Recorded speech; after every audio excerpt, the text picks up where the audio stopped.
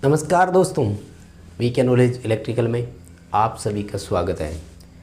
दोस्तों, आपने थंबनेल और टाइटल देखा होगा कि वैकेंसीज तब और अब, यानी वर्ष 2008 से 2022 तक लगभग इस 15 वर्ष के सफ़र को हम देखें तो किस तरह से आईटीआई होल्डर्स के लिए भर्तियों के मान में परिवर्तन आया है।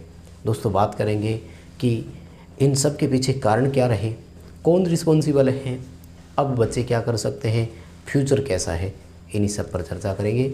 सो आप इस कंप्लीट वीडियो को लास्ट तक ज़रूर देखिएगा, नया कुछ सीखेंगे। आप खुद अंदाज़ा लगा पाएंगे कि किस डिपार्टमेंट में भर्ती कब आने वाली है, कितनी भर्ती आ सकती है। उसी के अकॉर्डिंग आप अपना लक्ष्य निर्धारित कर सकते हैं, आप अपनी तैयारी निर्धारित कर सकते हैं। क्योंकि मेरे पास हर दिन अलग अलग डिपार्टमेंट्स को लेकर अलग अलग मैसेजेस, अलग अलग क्वेरीज़ आती है कि इस डिपार्टमेंट में वैकेंसी कब आ सकती है, इस डिपार्टमेंट में वैकेंसी कब आ सकती है। सो मैं आज एक एक करके सभी डिपार्टमेंट्स की आपके साथ चर्चा करूंगा। इतिहास बताएंगे कि कब वैकेंसी आई थी और उस वैकेंसी का क्या हुआ था। सो कंप्लीट इस वीडियो को आप लास्ट तक ज़रूर देखिएगा।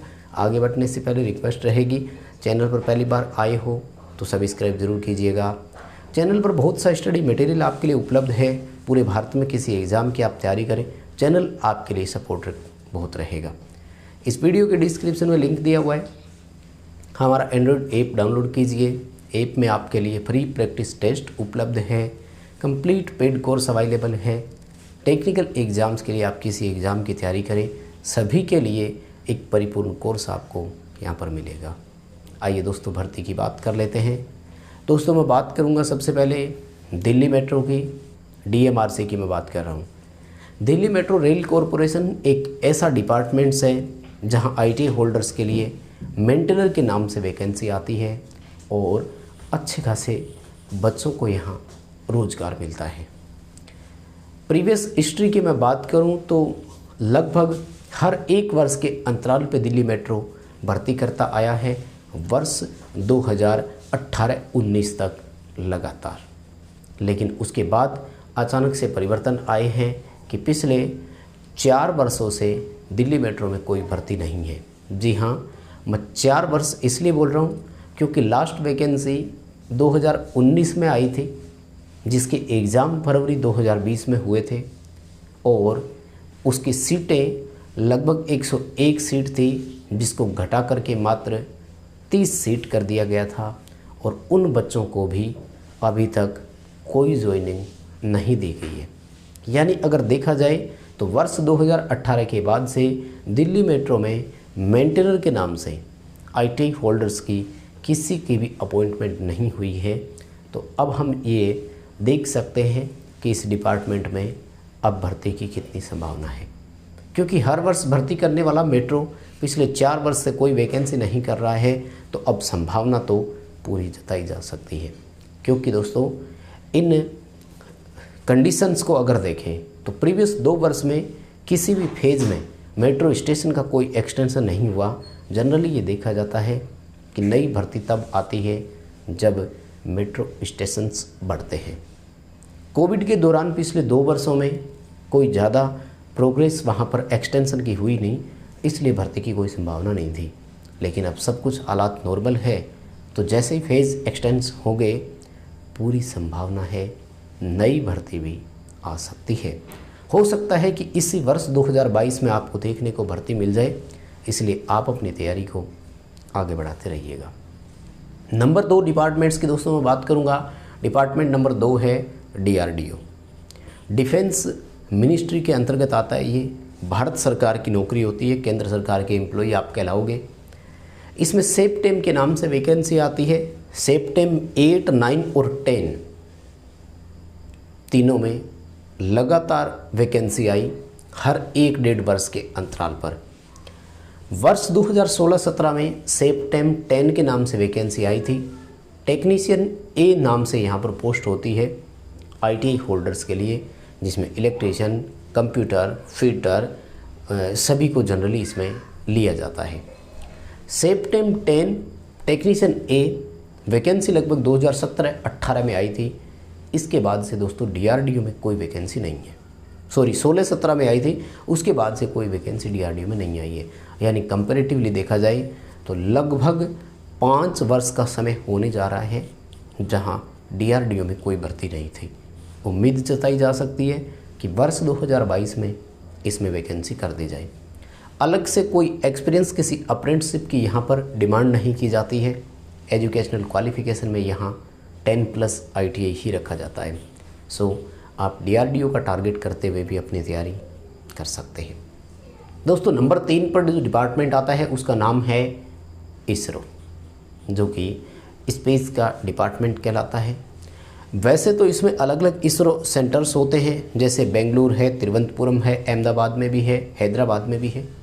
और सभी जो ये सेंटर्स होते हैं ये अपनी अलग अलग रिक्रूटमेंट निकालते हैं। लेटेस्ट अगर इसकी मैं बात करूं तो वर्ष 2021 के जुलाई में एक एग्ज़ाम ज़रूर हुआ था, उसका रिज़ल्ट भी आ गया है। लेकिन बड़े तौर पर अगर देखा जाए तो इसरो में कोई वैकेंसी नहीं आई है। हालांकि ये भी वर्ष में किसी न किसी एक सेंटर में भर्ती करते रहते हैं। पूरी संभावना है कि वर्ष 2022 में आपको इसरो जैसे डिपार्टमेंट्स में भी वैकेंसी देखने को मिले। ये भी केंद्र सरकार की नौकरी कहलाती है और अच्छा खासा वेतन इसमें मिलता है। आप लगते ही रेगुलर एम्प्लॉय बन जाते हो और भारत सरकार के कर्मचारी कहलाते हो। 3 बड़े डिपार्टमेंट्स के बाद दोस्तों मैं अब आता हूँ स्टेट PSU पर, यानी अपने अपने राज्य में पब्लिक सेक्टर अंडरटेकिंग जो डिपार्टमेंट्स होते हैं उनमें मैं बात करूँ तो सबसे पहले बात करेंगे MP स्टेट की, यानी मध्य प्रदेश की।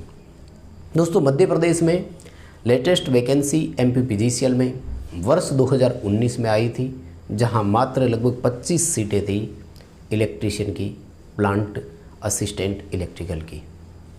वो वैकेंसी भी एग्ज़ाम हुआ लेकिन कैंसिल हो गई, वैकेंसी वो भी कंप्लीट नहीं हुई। तो इस वैकेंसी को भी आप ना ही समझिए।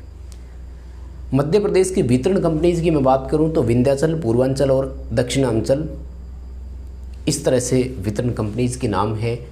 वर्ष 2018 के इनके पेपर मेरे पास है जो मैंने सॉल्व करवाए थे, यानी मान सकते हैं कि वर्ष 2018 में एग्ज़ाम हुए और हो सकता है कि उसकी ज्वाइनिंग मिली हो।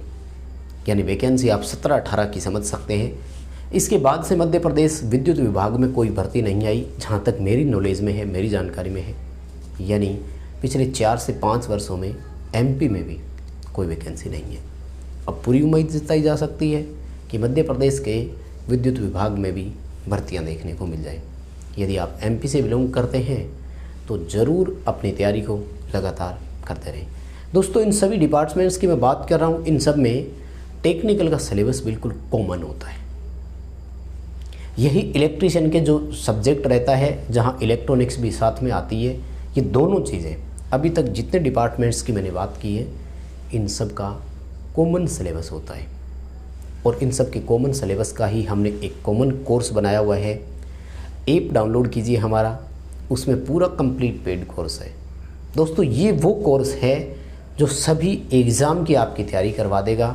जितने भी एग्ज़ाम्स के नाम अभी मैंने लिए हैं सभी एग्ज़ाम के लिए एक कोर्स है।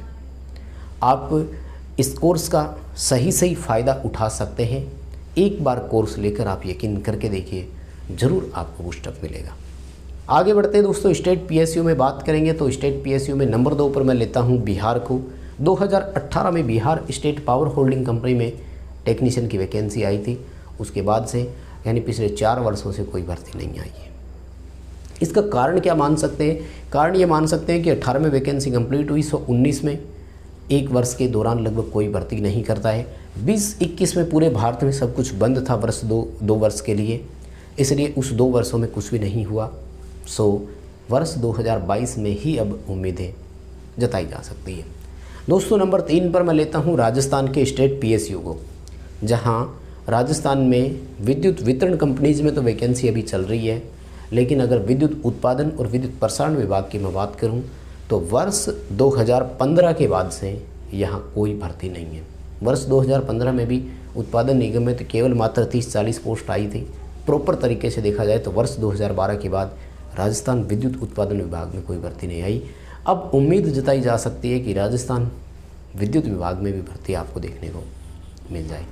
राजस्थान रोडवेज की मैं बात करूं तो वर्ष 2012-13 के बाद से कोई भर्ती नहीं है। आर्टिजन ग्रेड 3, आर्टिजन ग्रेड नाम 2 से यहाँ वैकेंसी आती है। वर्ष 2013 में ज्वाइनिंग मिली थी IT होल्डर्स को, उसके बाद में कोई भर्ती नहीं है।